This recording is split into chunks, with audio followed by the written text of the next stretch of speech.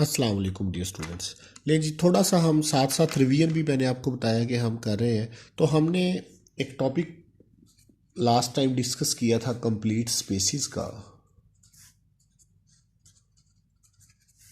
ठीक है, complete spaces में आपने डेफिनेशन पढ़ी कॉशी सीक्वेंस और साथ कन्वर्जेंट सीक्वेंस। ठीक है जी। अब अगर किसी स्पेस में, if in a space every Cauchy sequence converges,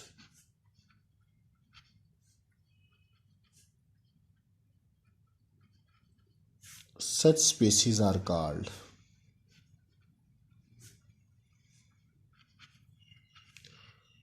complete spaces।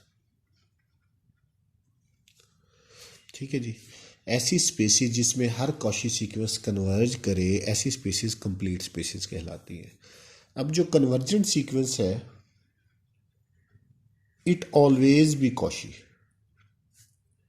But Cauchy always true नहीं है कि वो कन्वर्ज करे। सिर्फ किस में कन्वर्ज करेगा? कंप्लीट स्पेसिस में कन्वर्ज करेगा। बहुत सारे जो है इसकी एग्जांपल्स मौजूद हैं। अब रियल लाइन इज कंप्लीट, आपने इसको बड़ा सिस्टमेटिक तरीके से करना है।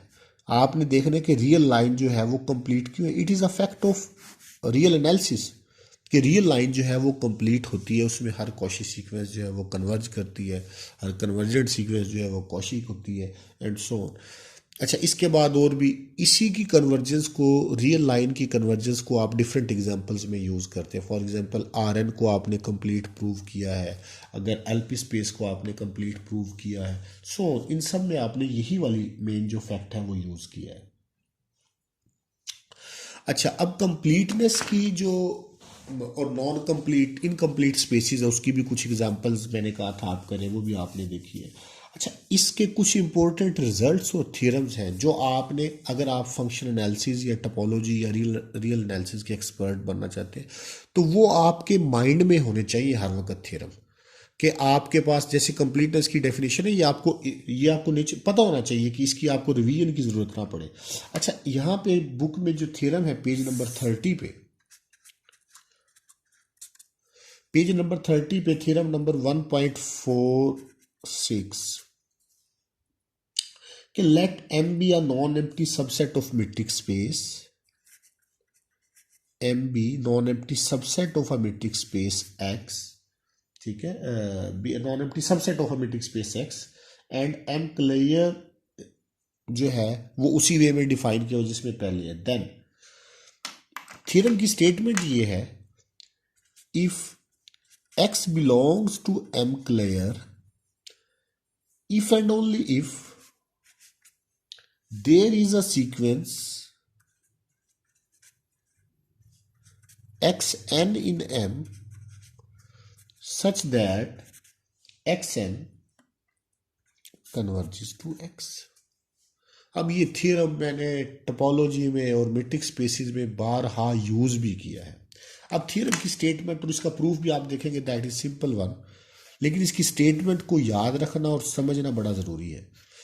स्टेटमेंट ये कहती है कि m कोई भी सेट है, this is m, and let it is the m clear, this is m clear.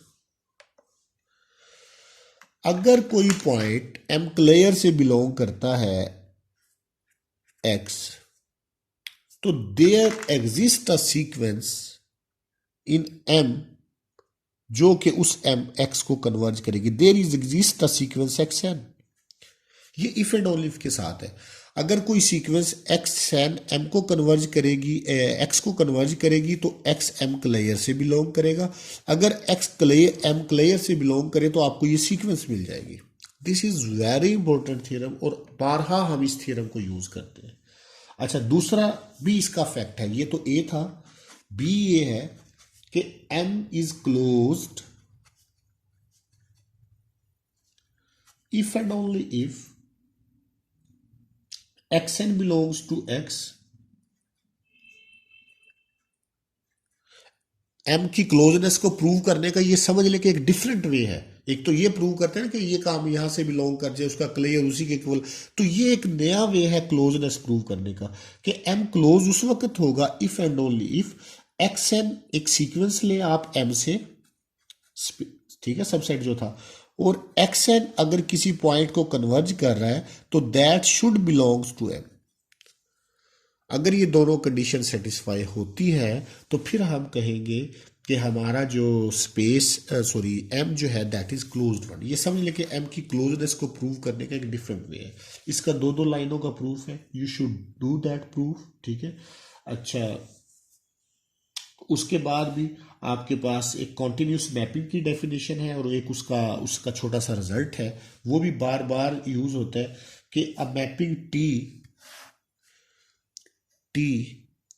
From X to Y is continuous, ठीक है, at a point X not if and only if at X not if and only if X N converges to X not, imply करे T of X N converges to T of X not, कि आपकी जो mapping है वो x not पे continuous उस वक्त होगी। एक तो कॉन्टिन्यूस की डेफिनेशन है ना एप्सिलॉन डेल्टा वाली, ये डिफरेंट डेफिनेशन है, ठीक है, एप्सिलॉन डेल्टा से हट के डेफिनेशन है कि अगर आपकी in terms of sequence, continuity in terms of sequence, कि एक्स एन अगर एक्स नॉट को कन्वर्ज करे तो टी ऑफ एक्स नॉट जो है वो टी ऑफ एक्स नॉट को कन्वर्ज करेगा, ठीक है। Thank you very much.